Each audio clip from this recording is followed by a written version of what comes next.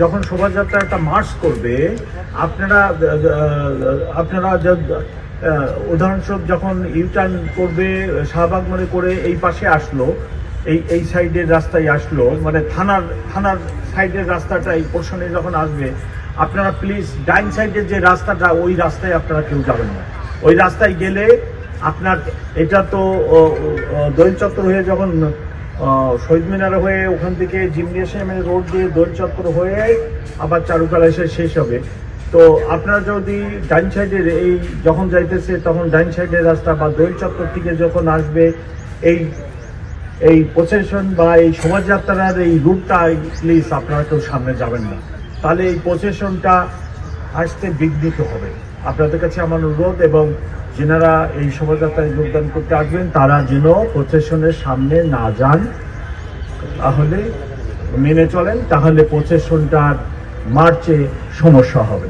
আর নিরাপত্তা ব্যবস্থা কোনো ঘাটতি নেই। আর আপনি যেটা বলতেছেন এটা ততদিন দিন আছে, এটা বিষয়টা আমরা খতিয়ে দেখতেছি, এটা আমি আগেই বলছি, খতিয়ে দেখতেছি। তদন্তের সময় আমরা কথা বলতে চাই না, এইটা আমরা খতিয়ে দেখি, তারপরে এটা উদ্ঘাটিত হলে আপনাদেরকে আমরা জানাবো।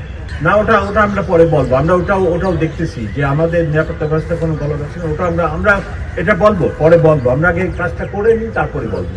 শাহবাগ মোড় থেকে অথবা এই ছায়ানটের প্রোগ্রাম শেষে যেনারা শোভাযাত্রায় যেতে চান, তাহলে তাদেরকে এখান থেকে শাহবাগ মোড় হয়ে কাঁটাবন মসজিদ থেকে লেফট টার্ন করে নীলক্ষেত মোড় থেকে লেফট টার্ন করে বিচি মেয়েদের বাংলোর সামনে যে শোভাযাত্রার ট্রেল থাকবে ওইখানে যোগদান করবেন।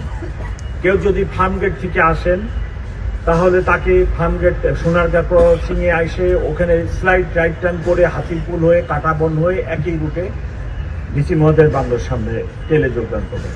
কেউ যদি বাংলা মোটরের দিক থেকে আসে, বাংলা মোটর থেকে শাহবাগ মোড়ে আসবেন, আসে ওখানে রাইট টার্ন করে কাঁটাবন মসজিদে একই রুটে ওখানে যাবেন।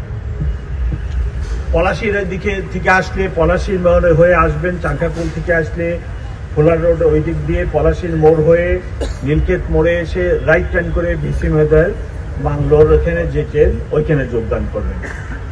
এই হলো আমাদের শোভাযাত্রায় যোগদানের জন্য এই রুট নির্ধারণ করছি আমরা। কিন্তু সেখানে দিয়ে শোভাযাত্রায় যোগদান করা যাবে না, নিরাপত্তার স্বার্থে আমরা এটা অ্যালাউ করব না। বাংলা নববর্ষ উদযাপনের দিন কতিপয় সড়কে যানবাহন চলাচল নিয়ন্ত্রণের লক্ষ্যে বিভিন্ন পয়েন্টে ডাইভারশন ব্যবস্থা থাকবে। ট্রাফিক কর্তৃক নির্ধারিত স্থানে যানবাহন পার্কিং করতে হবে। সম্মানিত নগরবাসী অবগতির জন্য ডাইভারশন পার্কিং এর স্থান সহ প্রিন্ট ও ইলেকট্রনিক মিডিয়ায় ইতিমধ্যে প্রচার করা হয়েছে। এখন আমার সাথে আমার সহকর্মী অতিরিক্ত পুলিশ কমিশনার ট্রাফিক হাতে আছেন, উনি আপনাদেরকে